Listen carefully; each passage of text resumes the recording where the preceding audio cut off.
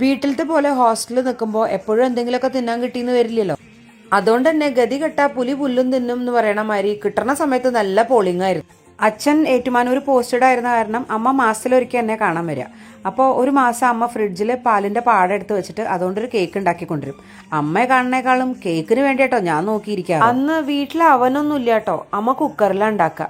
പക്ഷെ എന്തൊരു ടേസ്റ്റ് അറിയോ, നല്ല പഞ്ഞി പോലെ. ഞാൻ ഒരു ദിവസം ഇവിടെ ഉണ്ടാക്കി കാണിക്കാം കേട്ടോ.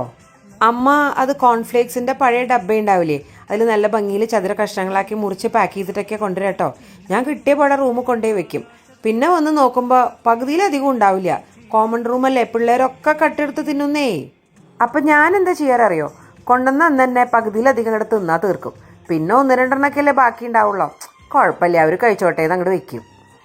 അല്ല, അപ്പം ഞാനും വലിയ പുണ്യാളത്തിയൊന്നും അല്ല കേട്ടോ. ഒരു കുറ്റസമ്മതം നടത്താലോ. ഒരിക്കൽ എൻ്റെ ബെസ്റ്റ് ഫ്രണ്ട് സ്മിത വീട്ടിൽ പോയിട്ട് വരുമ്പോൾ കുറേ സ്വീറ്റ്സ് കൊണ്ടുവന്നു. അതിലെനിക്ക് ഏറ്റവും ഇഷ്ടമുള്ള സാധനം ഉണ്ടായിരുന്നു മൈസൂർ പാക്ക്. ഞാൻ പിന്നെ പണ്ടേ മധുരത്തിൻ്റെ ആളാണല്ലോ. അവൾ കൊണ്ടുവന്ന ദിവസമൊക്കെ ഒരു കഷ്ണം തന്നു കേട്ടോ. പിന്നെ അത് കഴിഞ്ഞിട്ട് 30 ഒന്നും മിണ്ടണില്ല. എനിക്കാണെങ്കിൽ ക്ലാസ്സിൽ പോയിരുന്ന കണ്ണിൻ്റെ മുമ്പിൽ മൈസൂർ പാക്ക് മാത്രം. ഞാൻ ഒരു ദിവസം സെക്കൻഡ് പീരീഡ് കഴിഞ്ഞിട്ട് പതുക്കെ ക്ലാസ്സിൽ നിന്ന് അങ്ങോട്ട് മുങ്ങി. ഹോസ്റ്റലിലാണെങ്കിൽ ഒരു മനുഷ്യൻ്റെ കുട്ടിയില്ല. ഞാൻ വേഗം അവളുടെ റൂമിൽ പോയിട്ട് 2 അങ്ങോട്ട് ഇസ്കി. ഓടി റൂമിൽ പോയിട്ട് എങ്ങനെയൊക്കെയോ പുഴക്കി കുത്തിത്തിരിക്കി അങ്ങോട്ട് തിന്നു. എന്നിട്ട് ഞാനൊന്നും അറിഞ്ഞില്ല, അയ്യോ പാമേ എന്നുള്ള മാതിരി ഞാൻ ക്ലാസ്സിൽ പോയി തിരിച്ചിരിക്കുകയും ചെയ്തു. ഹോസ്റ്റലിൽ നിൽക്കുമ്പോൾ ഇങ്ങനത്തെ വേലത്തരങ്ങളൊക്കെ ചെയ്യാത്തവരായി ആരാ ഉണ്ടാവുക അല്ലേ. വിശപ്പായിരുന്നു നമ്മുടെ മെയിൻ സാറേ. എന്താ ചെയ്യുക, സ്മിത എവിടെയെങ്കിലും ഇരുന്നിട്ട് കേക്ക് ഉണ്ടെച്ചെങ്കിൽ സോറി കേട്ടോ സ്മിതേ.